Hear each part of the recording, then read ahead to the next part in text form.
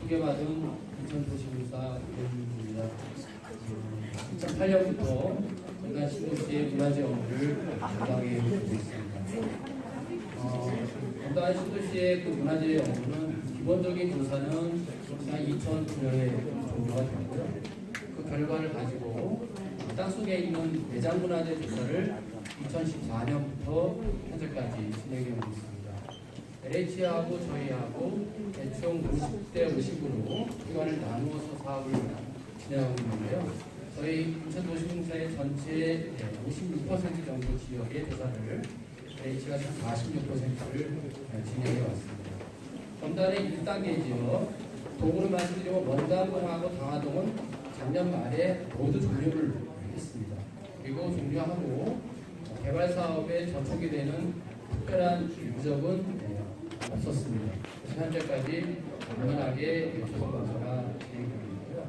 현재 진행되고 있는 것은 불로동하고 마전동, 검단의 2단계하고 3단계 조사가 현재까지 진행되고 있습니다. LH는 오늘 가을까지, 저희 인천도시공사 구간은 오는 9월까지 모두 종료될 예정이 있습니다. 저희 인천도시공사하고 LH는 총 5개 문화재 조사 기관이 나누어서 조사를 하고 있는데요. 현재 4개 기관이 종료가 되고 오늘 인사를 드린 호남문화재연구원의 조사 기관만 남아 있습니다. 호남문화재연구원은 마전동과 불로동 지역을 조사하고 있는데요. 마전동 지역은 사실 조사가 다 완료가 되었습니다. 그러니까 3단계 지역은 거의 조사가 완료됐다고 말씀을 드릴 수 있고요. 지금 남은 구간은 불로동의 LH의 일부 구간하고 저희가 지금 마무리하고 있는 구간이 남았습니다. 현재까지 그 불로동과 마전동에서는 특별히 보존을 명령받은 적은 있지 않습니다. 어제 오늘 인터넷과 신문 방송에 뜨겁게 달아오를 정도로 보도가 많이 된 것이 이 검단의 조사 결과인데요.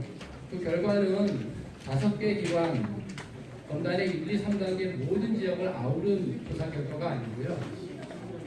호남문화재연구원에서 조사한 구간에 대한 것만도 그 정도의 양이 나왔다는 것입니다.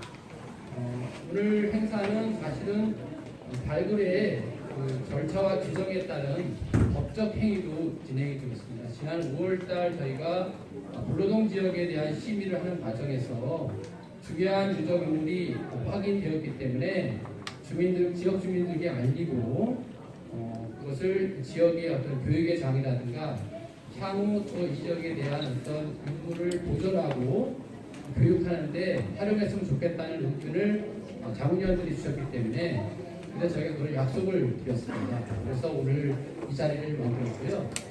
많은 시민들이 모이는 자리이니만큼 검단 신도시에 대한 여러 가지 궁금증을 아울러 의견을 청취하고자 사업 설명회를 겸하게 한다는 말씀을 다시 한번 드리겠습니다.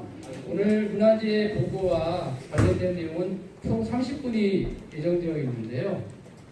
문화재 조사 실보고 20분, 그다음에 그 결과를 활용해서 저희가 신도시 조성에 어떻게 활용할까 하는 부분에 대해서는 10분 정도 예정되어 있습니다만은 활용의 부분은 지금 이제 기초적인 단계고 조사가 완료되면은 좀 더 정밀한 내용을 지역 주민들과 협의하고 지역의 문화단체라든가 환경단체와 협의해서 저희 구체화하는 단계를 한 번 또 가질 생각입니다. 그래서 두 번째 예정되어 있는 그 활용에 대한 부분은 제가 담당하게 되어 있는데요.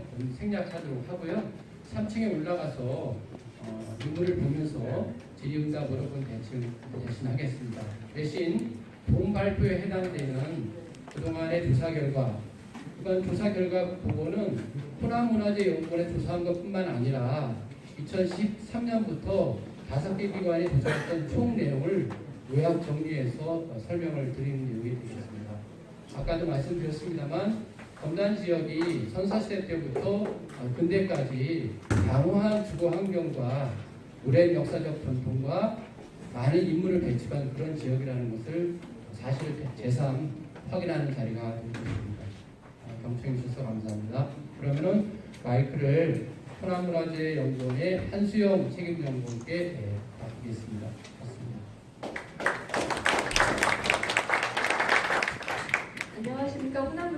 5번의 한수영입니다. 저희는 문화재 조사를 하고 있는데요. 문화재 조사는 공공의 자산입니다. 그래서 저희는 지금 오늘도 현장에서 땀 흘리면서 인천 검단 신도시의 역사가 어떠했는지 조사를 하고 있고요. 실제 저희가 지금 원당동에서 살고 있습니다. 그래서 좀 땀 흘리다가 좀 더럽게 왔다 갔다 해도 혹시 저희를 만나시면 고생한다라고 토닥토닥 해주시면 저희가 큰 힘을 얻어가지고 좀 더 조사를 할 수 있지 않을까 싶고요. 이제 저희가 2015년부터 조사를 진행을 했습니다. 그래서 그 중에서 중요한 성과를 중심으로 말씀을 드리겠습니다. 이게 이제 검단 신도시의 개요인데요. 검단 신도시 조성 면적이 340만 평입니다. 저희가 한 10여 년 전에 전북 혁신도시를 했었는데 그때만 해도 전북 혁신도시가 농지가 대부분이다 보니까 국책사업 중에서 가장 대규모 사업이라고 했었거든요. 그런데 거기보다 200만 평이 더 많은 게 검단 신도시입니다. 그래서 엄청나게 큰 면적을 개발을 하고 있고요. 그러다 보니까 조사 기관도 저희는 이제 호남에서 왔고요. 경상도, 충청도 여러 기관에서 입찰을 통해서 조사를 지금 진행을 하고 있습니다. 이게 이제 검단의 옛 모습인데요. 인천의 동부 쪽에 어떻게 보면 위치를 하고 있습니다. 이건 대동여지도에 나오는 인천 지역의 옛날 모습이고 인천이 이제 광역시이다 보니까 많이 면적이 확장이 됐습니다. 그래서 인천 중에서 검단 신도시가 여기에 지금 위치를 하고 있습니다. 그래서 지도에도 보시는 바와 같이 서해하고 붙어 있고 또 한강 하류에 있다 보니까 해로를 통한 또 육로를 통한 교통 이점이 상당히 많아서 선사시대부터 상당히 많은 누적이 많이 보고가 되고 있습니다. 이게 이제 검단 신도시 조사 지역인데요. 여기 지금 여러 가지 색깔로 칠해놓은 게 각 조사 기관의 모습입니다. 초록색은 보존하는 지역이고요. 저희 호남문화재연구원은 이 오렌지색으로 표시한 지역인데요. 저희가 조사한 거를 중심으로 검단의 역사가 어땠는지 말씀을 드리겠습니다. 먼저 구석기 시대 유적인데 저희 현장에서는 구석시대 유적은 확인이 안 됐습니다. 아쉽게도. 그런데 이제 주변에서 이렇게 뭐 불로동이라든지 원당동, 가정동에서 구석시대 유적이 확인이 됐는데요. 실제 이제 그냥 이렇게 산에서 굴러 떨어진 돌하고 이런 석회하고 뭐가 다른지 구분이 쉽지가 않거든요. 근데 그냥 땡글땡글 굴러 떨어진 돌하고 의도적으로 내가 나 뭘 만들겠다 하고 타점을 조준을 해서 만든 거는 이제 나중에 박물관 가서 보시거나 그러면은 좀 깨진 면이 좀 다르고요. 또 이게 눈물이 출토되는 양상이 좀 다릅니다. 여기 좀 보시면은 이렇게 약하게 희미하게 내려오는데 이게 이제 우리나라에도 빙하기가 있었잖아요. 빙하기에 날씨가 추우니까 땅이 얼어요. 그래서 땅이 얼고 나서 날씨가 따뜻해지면은 언틈으로 빗물이 들어가면서 이거를 이제 저희가 쐐기층이라고 부르는데 이런 쐐기층이 형성이 되고요. 이 마지막 쐐기층이 만들어진 게 기원전 2만 년 전에서 한 15,000년 전에 해당이 됩니다. 그래서 유물이 뭐 이 위층에서 나왔다. 그럼 이거는 15,000년보다 최근 거고 유물이 이 아래층에서 나왔다. 그러면 2만 년 전보다 더 오래된 거고. 그래서 인천에서는 지금 여기 보시는 주먹토끼도 출토가 됐고요. 그 다음에 이런 찌개돌, 삼형돌 같은 거, 그리고 뭐 동물 가죽을 마련했을 때 쓰는 소형 글재 같은 것들이 상당히 많이 확인이 돼서 적어도 한 5만 년 전부터는 인천 지역에 구석기 시대 사람들이 살았던 것으로 그렇게 지금 현재까지 확인이 되고 있습니다. 다음으로 가장 많이 인천 지역에서 확인이 되는 유적이 바로 신석기 시대 유적입니다. 저희는 내륙이다 보니까 그렇게 많지는 않은데요. 영종도라든지 여러 섬에서 신석기 시대 폐총이 많이 확인이 되고 있는데 이게 이제 저희 현장의 모습인데요. 지금 한강으로 흘러들어가는 지류가 이렇게 흐르고 있습니다. 그래서 아마 어로 활동을 하기에도 상당히 좋은 곳에 위치를 하고 있고 집자리는 여기 구릉 정상에서 확인이 됐는데 이 주변을 조망하기도 좋고 어로를 통해서 왔다 갔다 하기도 좋고 이런 곳에 지금 집자리가 확인이 됐습니다. 그래서 저희가 이제 조사를 하는데 유적이 있겠다 싶은 곳을 다 이제 장비를 통해서 걷어냅니다. 걷어내면은 지금 사진에 뚜렷하게 보이지는 않는데 여기는 이제 손을 안 댄 생강이고요. 요 페인트로 칠한 요 안은 약간 좀 검검합니다. 그래서 한번 파였다가 덮어진 곳은 이렇게 좀 색이 구분이 되거든요. 그래서 요 내부를 팠더니 이렇게 길이가 한 350cm 정도 되는 신석기 시대 집자리가 확인이 됐고요. 여기 보시면은 기둥구멍 달려 있고 가운데 노지가 확인이 됐습니다. 그래서 그 안에서 이렇게 석재, 공익돌, 뭐 찢는 데 사용했었던 이런 돌하고 우리가 박물관에서 많이 보는 빗살무늬 토기가 출토가 됐는데요. 빗살무늬 토기의 가장 큰 특징은 이렇게 밑이 뾰족한 겁니다. 그리고 시대가 가장 올라가는 게 이 아랫부분에 무늬가 있는 거예요. 그러니까 전면에다 무늬가 있다가 점차 무늬가 없어지는데 여기에서 나온 지금 빗살무늬 토기는 이 전면에다 문양이 있기 때문에 지금부터 한 5,000년 이상 전에 만들어진 빗살무 토기라고 봐도 좋을 것 같고요. 혹시나 이런 유물이 뭐 바닷가나 이런 주변에서도 나올 수가 있거든요. 근데 뭐 이런 뾰족한 조각이 나왔는데 여기에 빗살무늬 시군돼 있다. 그러면 이거는 적어도 기원은 3,000년 이상, 지금부터 5,000년 이상 거다. 그렇게 생각하셔도 좋지 않을까 싶습니다. 그 다음에 이제 나오는 게 청동기 시대 유적인데요. 저희가 조사하고 보니까 가장 학술적으로 의미가 있는 시대가 바로 이 청동기 시대인 것 같습니다. 지금 보시면은 뭐 어디라고 할 필요가 없을 정도로 이렇게 상당히 넓은 부분에서 청동기 시대 유적이 확인이 됐는데요. 이게 이제 보시면은 뱀해산에서 내려가는 능선인데 요 능선 사면에 상당히 경사가 심한데 요 위에까지 올라가가지고 집자리를 썼더라고요. 그래서 이렇게 지금 분고선 따라서 길게 주거지가 조성이 되어 있고요. 반대쪽에서 본 모습인데 이렇게 집자리들이 길게 늘어서 있는 모습을 볼 수가 있습니다. 우리가 이제 청동기를 실제 사용을 했기 때문에 청동기 시대라고 하는데 청동 유물이 보편적으로 많이 사용이 되지는 않고요. 이때 많이 썼었던 거는 마제석, 전면을 다 다듬은 그런 간석기하고 그 다음에 아까 보셨던 빗살무 토기는 밑이 뾰족한데 이때부터 이제 밑이 판판한 무문 토기로 바뀌게 됩니다.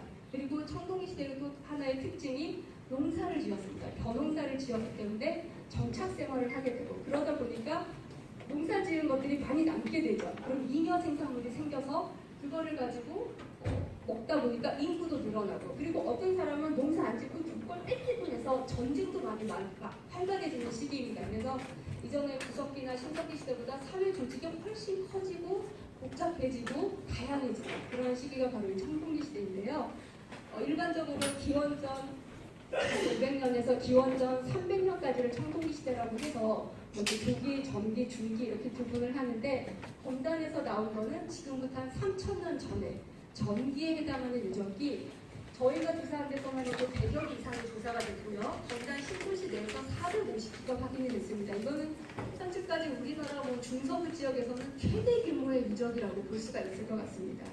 좀 더 자세히 보시면 이제 집자리는 땅을 파고 만들었습니다. 우리 그 김장독 땅에 묻듯이 선사시대 사람들은 자체적으로 온도를 조절하기가 어려웠기 때문에 구덩이를 파면은 여름에는 시원하고 겨울에는 따뜻하거든요. 그래서 땅을 파고 집자리를 만듭니다. 그래서 지금 크기가 작은 거는 뭐 5m 정도 되고요. 긴 거는 40m도 있는데 지금 이 집자리는 한 18m 정도 되는 집자리고요. 여기 보시면 이렇게 이제 노지가 되겠습니다. 약간 붉게 물들어 있고요. 그 다음에 이쪽에서는 지금 유물들이 좀 많이 나왔죠. 이쪽에서는 이런 화살초, 가락바퀴, 반어령 석도, 토기편 이런 것들이 많이 나왔는데 이거를 가지고 이제 우리가 복원을 하는 거죠. 그래서 지금 여기 보시면 이제 제가 청동기 시대다 보니까 아이언맨 모형을 넣어놨는데요. 이게 이제 17m인데 이게 170cm 정도 되는 사람의 모습입니다. 그러니까 생활 공간이 어느 정도인지 좀 감이 오시죠. 그래서 이 정도 공간이다 보면은 아마 대가족이, 그러니까 할아버지, 자식, 손주 이렇게 대가족이 이 집 안에서 살지 않았을까. 그런데 노지가 있는 이쪽은 따뜻하니까 생활 공간이고 유물이 많이 나온 이쪽은 이건 지금 이제 노지가 아니라 작업할 때 썼었던 구덩이거든요. 그래서 이쪽은 작업 공간이고 그래서 이런 식으로 공간 분할을 해서 집을 활용하지 않았을까 그렇게 볼 수가 있고 이러한 그 기둥구멍들을 통해서 이렇게 집의 모습을 복원할 수가 있는 거죠. 기둥구멍과 대들보 얹어가지고 석가래를 한 그런 그 웅집의 형태로 복원이 될 수가 있습니다. 그래서 검단 신도시 안에서는 이렇게 원래 집이 있었는데 그 집을 파괴하고 또 집을 짓기도 하고요. 지금 이 집 같은 경우는 이 집이 있었는데 집이 좁았나 봅니다. 그래서 더 확장을 해가지고 베란다 확장하듯이 이렇게 베란다 확장을 해가지고 집을 많이 만든 경우도 보이고 있습니다. 거기서 나온 토기들인데요. 아까 빗살무 토기는 밑이 뾰족했는데 이거 이제 밑이 판판한 토기로 바뀌고요. 무늬가 없어집니다. 그리고 이제 여기 자세히 보시면은 3층에도 유물이 있지만 이렇게 구멍을 뚫기도 하고요. 지금 이거 같은 경우는 아가리를 이렇게 구형을 한번 접었습니다. 그래서 이제 연구자들은 이런 토기가 많이 나오는 곳, 그 다음에 이런 토기가 많이 나오는 곳, 또는 복합된 곳, 이런 걸 가지고 그 이제 지역색을, 성격을 연구를 하고 있는 거죠. 그리고 이 유물 중에 가장 많이 나오는 게 석기류입니다. 아까 말씀드린 마대석기인데요. 이런 화살촉, 그 다음에 돌칼, 석참, 돌도끼, 이거는 그 달도끼인데요. 이런 식으로 이게 아마 예전에 그 족장이 지휘봉 같은 걸로 썼던 그런 도끼도 있고요. 그 다음에 가락바퀴, 이런 것들이 확인되고 있고요. 이건 이제 많이 박물관에서 보셨을 텐데 반월형 석토라고 해서 실제 이렇게 벼 이삭을 훑어낼 때, 그러니까 나갈 훑어낼 때 썼었던 유물이다 보니까 이런 게 있으면은 여기서 농사를 지었다라고 얘기를 할 수가 있는 거죠. 근데 이런 게 문헌에는 나오지가 않는 거죠. 인천 우리 역사책에 보면은 왜 비류가 미추홀을 만든 그 삼국사기 기록에 그 기원전 1세기 때부터 문헌에 등장을 하게 되는데 문헌에 없는 구석기 시대, 신석기 시대, 청동기 시대 그리고 문헌은 있더라도 이 문헌에 안 나온 많은 부분들은 이러한 발굴을 통해서 당시의 역사가 어땠나 복원을 해볼 수가 있을 것 같습니다. 그 다음에 이제 청동기 시대 때 집자리는 지금 검단에서 나온 게 450기인데 그러면 과연 이 사람들이 죽었을 때 무덤은 뭘 썼을까? 이것도 저희도 상당히 궁금해 했었는데요. 인천 지역에서 확인된 청동기 시대 무덤은 기존에 보고된 거는 돌로 만든 석관묘라고 해서 돌로 이제 관을 짜서 만든 무덤이 보였는데 저희 조사 범위에서는 이렇게 지성묘가 몇 개 확인이 됐습니다. 그런데 이 시기는 아직 그렇게 무덤이 모든 사람이 쓸 정도로 보편화되지는 않았고요. 아마 그 이제 족장이나 좀 그 마을이나 부족의 우두머리들만 이런 무덤을 쓰지 않았을까 그렇게 추정을 해볼 수가 있습니다. 그래서 저희가 이제 실제 조사하는 모습인데 이게 크기가 3톤 정도 됩니다. 그러니까 이 3톤의 개석을 이 뚜껑돌을 끓으려고 하면은 적게는 수십 명, 많게는 수백 명의 인원이 필요하기 때문에 그 인원을 컨트롤할 수 있는 그런 지배자가 있었다라는 거죠. 이거는 잘 아시는 그 강화도에 있는 지성묘인데요. 원래는 이렇게 벽석을 세우고 시신을 옆으로 넣고 낙음토를 했을 것으로 보이는데 이제 인천에서는 아쉽게도 좀 이렇게 무너진 형태로 확인이 됐습니다. 요 하나는 지금 세워진 상태인 것 같고요. 그리고 이제 청동시대 다음에 약한 기원 후, 기원 3, 4세기 저희가 뭐 삼국시대 내지는 원삼국시대라고 부르는데요. 그때 이제 이런 그 주구를 돌린 무덤이 확인이 됩니다. 그래서 이 주구에 지금 여기 보시는 것들은 제사를 하고 나서 토기를 깬 그런 흔적들이 보이고요. 요 넓이가 13m 정도 됩니다. 그러니까 상당히 큰 라운드가 조성이 되는 거죠. 그리고 그 안에 목관을 넣고 시신을 넣는데 이미 관하고 시신은 썩어서 없어졌고요. 여기 보시면은 이제 자세히 보시면 여기 지금 길이가 거의 한 1m가 되는 큰 칼이 확인됐습니다. 당시의 칼은 요새식으로 하면 뭐 이렇게 국회의원 배지 같이 그러니까 그런 의례적인 역할도 하고 있고, 그러니까 권위를 상징을 하기도 하고, 물론 실제 사용도 했지만, 그러니까 우리나라가 기원전 뭐 2세기 때부터 철기를 제작을 했지만 실제 이렇게 뭐 1m나 되는 큰 칼을 절대 아무나 가질 수는 없는 거죠. 그래서 칼을 가지고 있었다라는 거는 그 지배자가 그 집단의 지배자라는 것을 상징을 하게 되고 이 인천 지역에도 어느 정도 세력을 가진 집단이 있었다라는 것을 증명을 하게 되는 겁니다. 그래서 여기 보시면은 칼하고 창하고 같이 세트로 이렇게 부장이 된 모습을 볼 수가 있고요. 그 다음에 이제 많이 나오는 게 통일신라 시대 무덤입니다. 통일신라 시대 무덤은 돌을 짜가지고 이렇게 곽을 만들고 그 안에 나무 관을 넣는데 나무 관은 다 썩어서 없어졌고요. 여기 보시면 이제 호석이 둘러지기도 합니다. 우리가 그 경주 지역에 가서 보면 시기지심상 같은 호석이 둘러진 모습을 볼 수가 있는데 그런 형태의 전통이 남아서 이 경주 인천 지역에서도 이런 호석을 볼 수가 있고요. 지금 이런 토기들은 이제 신라의 영향을 받은 통일신라 시대 토기가 되겠습니다. 그리고 바닥에 이렇게 시신을 놓을 수 있는 관대 내지는 이렇게 시상대를 깔아가지고 요 위에다가 이제 시신을 놓은 거를 알 수가 있고요. 그리고 이제 또 특징적인 게 고려시대 석관묘인데요. 지금 이 무덤은 요만큼 이제 내부인데 내부 길이가 한 2m 정도 되는 무덤인데 원래는 이렇게 지금 뚜껑돌이 남아 있고요. 시신은 이렇게 밑에서 옆으로 집어 넣습니다. 그래서 이거를 우리가 보통 팽구식이라고 많이 하는데 이게 시신을 안치를 하고 이 앞에 돌을 막은 다음에 이제 무덤을 완성을 하게 되는데요. 이제 어제 뉴스에도 많이 나온 게 바로 이 석관 돌을 던전 무덤이 되겠습니다.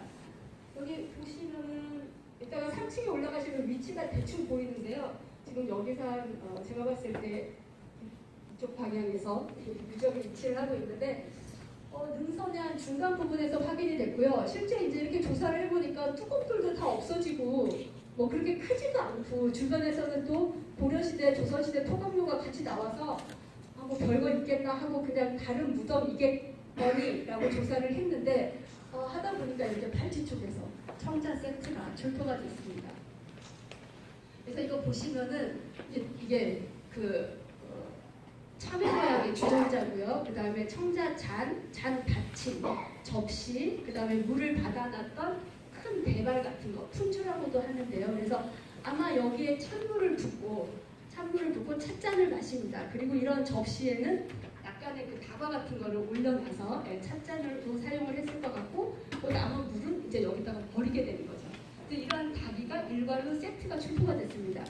이거 이제 혼자 차의 종류에 따라서 뭐 이거는 마차, 이거는 녹차 이렇게 혼자 마실 수도 있고요.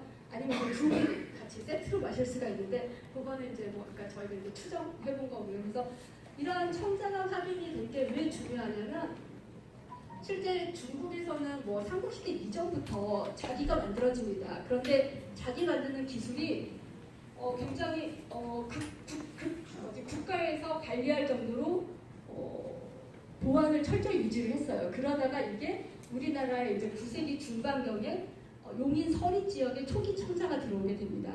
그러다가 그 잘 아시는 경소동 유적이 10세기에서 11세기 정도에 녹청자가 만들어지고요. 아마 이게 귀족들의 수요가 폭발적으로 늘어나다 보니까 용인, 뭐 인천 이 지역의 나무는 다 죄다 뱄을 것 같아요. 그러니까 청자를 만드는데 가장 중요한 게 세 가지인데 일단은 흙이 좋아야 되고 그 다음에 땔감이 많아야 됩니다. 엄청난 소나무가 들어가고요. 그 다음에 운송이 또 좋아야 됩니다. 그 배를 통해서 이렇게 이동을 하는 시설이 잘 발달이 돼야 되는데 그러다 보니까 한 11세기경에는 국가에서 아예 청자를 이렇게 직접 관리를 합니다. 그래서 그때 이제 부각이 되는 지역이 잘 아시는 전남에 있는 강진하고 전북에 있는 부안인데 왜 그 두 지역이 청자의 중요 생산지가 됐냐면 국가에서 이건 이제 고려사에 나오는 기록인데요. 국가에서 배를 만들거나 아니면 큰 건물을 만들기 위해서 수목장을 관리를 합니다. 큰 나무를 일부러 키우는데 그게 바로 부안에 있는 변산하고 강진 옆에 있는 고흥 청반산입니다. 그래서 그 두 지역이 나무가 많으니까 그 지역을 중심으로 또 바닷가에 다 있으니까 그 항로를 이용해서 옮기기도 좋고 그래서 그쪽 지역에 청자를 집중적으로 만들게 되는데요. 지금 여기 보시는 청자들은 태토가 굉장히 좋고 그다음에 비색도 굉장히 좋습니다. 상태도 좋고 그래서 아마 그런 강진이나 부안에서 만든 도자기를 당시에 이제 개성이나 그러니까 왕실로 가지고 왔다가 이 돌아가신 분한테 하사하지 않았을까 내지는 이분이 굉장히 돈이 많은 재력가여서 돈 주고 사지 않았을까 뭐 그렇게 추정을 해볼 수가 있는데요. 일단 이제 융을 가서 보시면은 이 주전자는 밑에 그 제작했을 때 만든 받침을 바로 떼어난 흔적이 그대로 남아있습니다. 이렇게 손으로 만지면 까칠까칠하게. 근데 이게 실제로 사용을 했으면은 상이 끓기니까 그 밑부분을 다듬었을 건데 그 부분이 남아있다는 거는 만들자마자 돌아가신 분한테 바로 부장한 거니까 그러니까 사용도 안 하고 바로 부장했었던 것으로 그렇게 볼 수 있을 것 같습니다. 그리고 이게 이제 고려시대하고 조선시대 널무덤인데요. 보통 50여 길 이상 이렇게 군집을 이루고 나오기 때문에 아마 종중의 무덤이지 않을까 이렇게 추정을 해볼 수가 있는 거고요. 그 다음에 역시 고려시대 널무덤에서도 이러한 청자 받침, 요즘은 청자 잔 이런 것들이 같이 공부이 되고 있습니다. 그리고 또 보이는 게 이러한 그 거울도 나오고요. 그 다음에 이거는 이제 몽고작입니다. 몽고작이.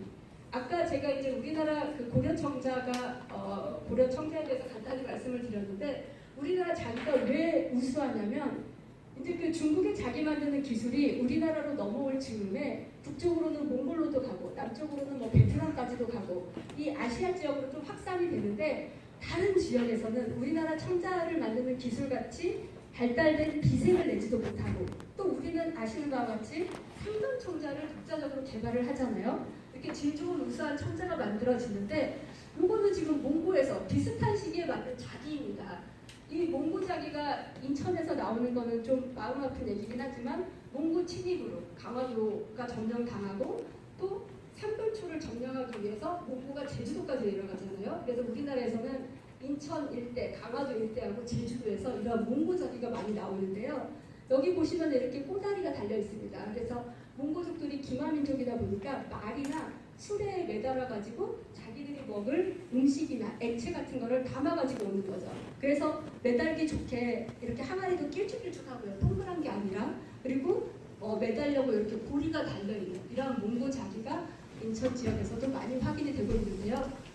유물은 3층에 전시를 했는데 우리 청자하고는 뭐 크기나 색깔이나 질이나 너무 비교할 수 없을 정도로 좀 차이가 많이 납니다. 그리고 여기 같이 이제 나오는 송나라 때 동전들 이런 유물들은 대부분 11세기, 12세기 때 유물들인데 아마 돌아가신 분이 상당하니까 그래도 좀 재산을 가지고 있지 않은가 그렇게 추정을 해볼 수가 있고요. 그다음에 이제 조선시대 때도 이러한 건물지들 여기 이렇게 주초를 통해서 저희가 이제 몇 칸 건물인지 상부는 어땠는지 이런 건물지들도 조선시대도 많이 나오고요. 이제 조선시대 때 회광묘가 또 확인이 됩니다. 그래서 안에서는 이렇게 인골이 출토가 되는데 이 인골은 뭐 이제 그 골반에 벌어진 거를 가지고 남자인지 여자인지 이런 것도 우리가 뭐 유출을 해볼 수가 있는데 이분은 아마 남자분일 것 같고요. 그리고 그 조선시대 유적에서는 이런 백자하고 그다음에 기와 같은 게 많이 나오는데 조선시대뿐만이 아니라 고려시대 그 기와에서는 이렇게 김포 관가명의 기와 유물들이 상당히 많이 나옵니다. 지금 저희가 조사하는 검단 신도시가 예전에는 김포명이었다 보니까 이렇게 김포명의 유물들이 상당히 많이 나오고 있어요. 그래서 검단 신도시 발굴 성과를 간단히 요약을 해보면요. 구석기 시대에서 조선시대까지 상당히 다양한 유물가 확인이 됐습니다. 그래서 구석기 시대는 뭐 불로동이나 원당도 이런 데서 확인이 됐고 신석기 시대 주거지는 전면이 시물된 비쌀문 토기가 확인이 됐고요. 그다음 이거 외에도 뭐 지성묘, 궁극묘, 돌널무덤 이런 것들 다양한 유물들이 상당히 많이 나온 게 의미가 있고요. 그 다음에 또 이제 학술적으로 의미를 부여를 하자면 그 아까 3,000년 전에 경기 청동시대 중서부 지역 최대 주거지 분이 이 검단 신도시에서 확인됐습니다. 주거지 형태는 뭐 이렇게 상당히 다양하고요. 안에서도 이러한 토기들이나 유물들이 확인이 됐기 때문에 이런 거를 가지고 이 지역 사람들이 어디서 왔는가. 지금 현재 이 상태로 보면은 검단 신도시의 이 청동시대 정기 사람들은 아마 대동강이나 청천동 같은 북방 쪽에서 내려와가지고 여기에서 기원전 한 11세기에서 8세기 정도까지 정착을 한 것 같습니다. 그러다가 이러한 집단이 다시 평택이나 아산, 천안으로 이동을 하게 되는데요. 아마 이제 그렇게 이동하게 된 이유 중에 하나는 인천이 저희가 이제 그 윤영구 박사님께서 저희 오자마자 인천은 빗물도 짜다 그렇게 말씀을 하셨는데 이게 농사를 지으려면은 농사 기술이 그렇게 발달을 하지 않은 상태에서 짓기 때문에 이게 좀 바닷물 영향으로 농사 짓기에 그렇게 썩 좋지는 않았을 것 같아요. 그러니까 기술이 발달하기 전까지는. 그러다 보니까 전기 집자리 사람들이 살다가 이게 제일 좋은 거는 중기 그 다음 시기 계속 이어지면 좋은데 그 다음 시기는 좀 유적이 뜨문하거든요. 그래서 경기도 남부나 아산만 쪽으로 그 집단들이 좀 이동을 한 것 같습니다. 그래서 그러한 그 전기 청동시 유적이 나온 게 큰 의미가 되겠고요. 그다음에 아까 말씀드린 바와 같이 고려시대 한 11세기 후반에서 12세기에 제작된 청자가 이렇게 세트로 나왔는데 실제 유물이 가장 의미 있는 거는 사람으로 따지면 족보 그러니까 이제 소위 뭐 무슨 가문이냐 이걸 얘기하듯이 유물도 그냥 박물관에서 보는 청자 저런 주전자는 돈 주고 산 거거나 내지는 뭐 볼통공상 이런 데를 통해서 구입한 거라면은 저희 이번 그 조사에서 나온 거는 위치가 확실한 그러니까 족보가 확실한 유물이 되는 거죠. 그래서 문화재적 가치가 상당히 크지 않나 이렇게 생각이 됩니다. 그래서 그 마지막으로 제가 들은 생각은 인천도시공사에서 이 지역의 주거 문제를 해결하기 위해서 아파트도 짓고 건물도 짓는데 이미 3,000년 전에 없는 신도시가 있었다라는 생각이 들게 됐습니다. 이상으로 발표를 마치겠습니다. 말씀드린 내용의 중요한 이유들은 3층에 건치가 되어 있습니다. 저희가 올 말에 건단의 모든 조사가 끝나게 되면은 발굴된 유물을 이제 등급을 매겨서 쉽게 얘기해서 A급은 전부 국가의 귀속을 시키게 되어 있습니다. 그러면 이제 국립박물관으로 일반적으로 들어가게 되는데요. 그러면 창고에 들어가면 언제 다시 세상 빛을 볼 가능성이 없습니다. 가까이서 유물을, 이적의 유물을 실견할 수 있는 귀중한 자료가 올라가서 보시고요. 유물을 보시면 또 궁금한 게 있으니까 연구원들한테 질문해 주시면 상세히 말씀을 드리도록 하겠습니다. 예.